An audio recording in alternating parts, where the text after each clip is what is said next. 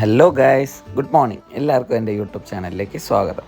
അപ്പം നമുക്ക് ഇന്നത്തെ ദിവസം നമ്മുടെ പരിപാടി എന്തെന്ന് പറഞ്ഞു കഴിഞ്ഞാൽ, നമുക്കിന്ന് വീട്ടിൻ്റെ അവിടെ മാങ്ങ ഒത്തിരി നിൽക്കുന്നു. അപ്പം മാങ്ങ പറിക്കണം. അപ്പോൾ അതിനു വേണ്ടി നമുക്ക് തോട്ട മേടിക്കണം. ഓൾറെഡി നമ്മൾ തോട്ട മേടിക്കാൻ പോയതായിരുന്നു. അപ്പോൾ അന്ന് തോട്ട അവിടെ വന്നിട്ടില്ല. അപ്പോൾ ഇന്നിപ്പോൾ ഞാൻ അവിടെ വിളിച്ച് ചോദിച്ചപ്പോൾ തോട്ട അവൈലബിൾ ആണെന്ന് പറഞ്ഞു. അങ്ങനെ തോട്ട മേടിക്കാനായിട്ട് ചെന്നു. അങ്ങനെ തോട്ട കണ്ടു. ഇത് ഫൈബർ തോട്ടയാണ്.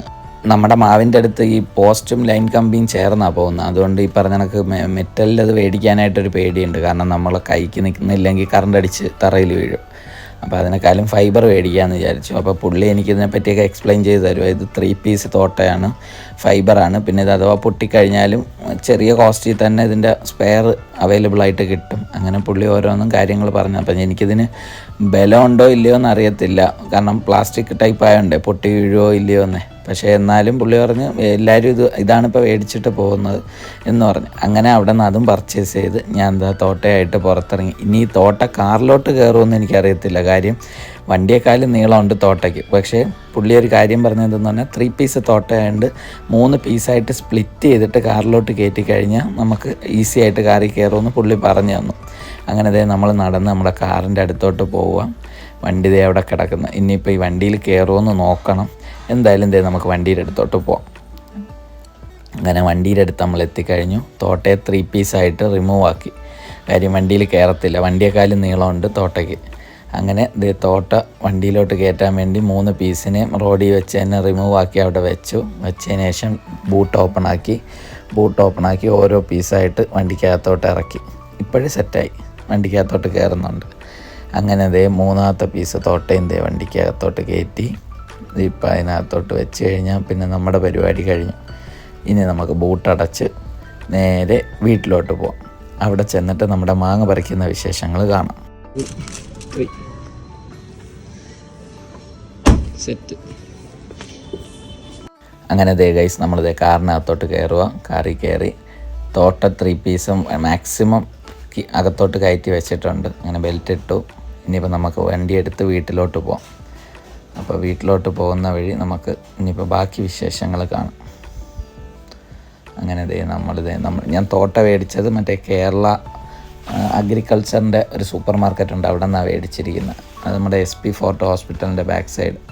അപ്പോൾ അവിടെ നിന്ന് മേടിച്ച് 3250 രൂപയാണ് തോട്ടയ്ക്ക് വില വന്നിരിക്കുന്നത്. 7000 സംതിങ് MRP ഉണ്ട്. ഇത് 3250 രൂപ പ്രൈസ് ആയിട്ടുണ്ട്. അത് മേടിച്ച് നേരെ ഇനിയിപ്പോൾ വീട്ടിൽ പോയി ഇതിനെ സെറ്റ് ചെയ്ത് മാങ്ങ പറിക്കണം. ഓഫീസിൽ നിന്നാണ് ഇറങ്ങിയത്. പക്ഷേ എന്നാലും ഇതൊക്കെ ഒരു എൻ്റർടൈൻമെൻ്റ് അല്ലേ, ഇടയ്ക്ക് കിട്ടുന്നൊരു റിലാക്സേഷൻ. അങ്ങനെ വീടെത്തി തോട്ടയെല്ലാം സെറ്റ് ചെയ്ത് മാവിലോട്ട് നോക്കി. ഇൻഷർട്ട് ചെയ്തുകൊണ്ട് തന്നെയാണ് മാങ്ങ പറിക്കുന്നത്. കാരണം ഇച്ചിരി കഴിയുമ്പോൾ തളരുമ്പോൾ പിന്നെ ഇൻഷർട്ടൊക്കെ അങ്ങോട്ട് മാറുമെന്ന് എനിക്ക് തന്നെ ഉറപ്പായിരുന്നു. അങ്ങനെ ആദ്യത്തെ 3 പീസ് മാങ്ങ വന്നു. ഐശ്വര്യമായിട്ട് 3 പീസ് മാങ്ങ കിട്ടി ആദ്യത്തേൽ. അങ്ങനെ അടുത്ത സെറ്റ്. അങ്ങനെ മാങ്ങ പറിക്കാനായിട്ട് ഉമ്മയുടെ പാപ്പായും കൂടെ നിർത്തി. ജാസ്മിനും ഉണ്ട്, ഉമ്മായും ഉണ്ട്. ഇനിയിപ്പോൾ ഷിഫാനും വരുമെന്ന് പറഞ്ഞിട്ടുണ്ട്. അപ്പോൾ ഇനിയിപ്പോൾ ഷിഫാനെ വിളിച്ചിട്ടുണ്ട്. അപ്പോൾ അവൻ കടയിൽ നിന്ന് വരാമെന്ന് പറഞ്ഞു. അങ്ങനെ ഇപ്പോൾ അവനും വരും. ഞാൻ ഫുൾ ഇൻഷർട്ടിലാണ്. പക്ഷേ ഇച്ചിരി കഴിയുമ്പം ഞാൻ ഫുള്ളായിട്ട് അങ്ങ് ടയേർഡാവുമെന്ന് എനിക്ക് നല്ല ബോധ്യമുണ്ട്. പക്ഷേ എന്നാലും വേണ്ടിയില്ല. ഉമ്മയുടെ വലിയ ആഗ്രഹം മാങ്ങ പറിച്ചേ പറ്റത്തുള്ളൂ നിന്ന്. കാരണം മാവിൽ നിന്ന് മാങ്ങ താഴെ വീണ് ഒത്തിരി നാശമായി പോകുന്നുണ്ട്. വെറുതെ കളയുന്നേക്കാളും നല്ലതല്ലേ പറിച്ചെടുക്കുന്നു. അപ്പോൾ ഇവിടെ ഈ പരിസരങ്ങളിൽ മാവിൽ കയറി പറിക്കുന്ന ആരെയും കാണാനുമില്ല. ഞാൻ കയറാമെന്ന് പറഞ്ഞു കഴിഞ്ഞാൽ ഉമ്മാക്ക് താല്പര്യമില്ല. ലൈൻ കമ്പിയും കാര്യങ്ങളും ഉള്ളതുകൊണ്ട് ഉമ്മ പറയുന്നത് നീ മാവിൽ കയറണ്ട, ഒന്നെങ്കിൽ തോട്ടം വെച്ച് പറിക്കുക, ഇല്ലെങ്കിൽ വേറെ ആർക്കെങ്കിലും അടങ്കൽ കൊടുക്കാൻ. പക്ഷേ എനിക്ക് അടങ്കൽ കൊടുക്കാൻ ഒട്ടും താല്പര്യമില്ല. ഒത്തിരി മാങ്ങ നല്ല ടോപ്പിലാണ് നിൽക്കുന്നത്. പക്ഷേ എനിക്ക് അത്രയും തോട്ടയ്ക്ക് നീളമില്ല. 24 അടിയേ ഉള്ളത്. 24 അടി തന്നെ ഏറ്റവും ലോങ്ങസ്റ്റാണ്. പക്ഷേ അത് ഈ പറഞ്ഞ കണക്ക് നമുക്ക് കയ്യിൽ നിൽക്കത്തില്ല.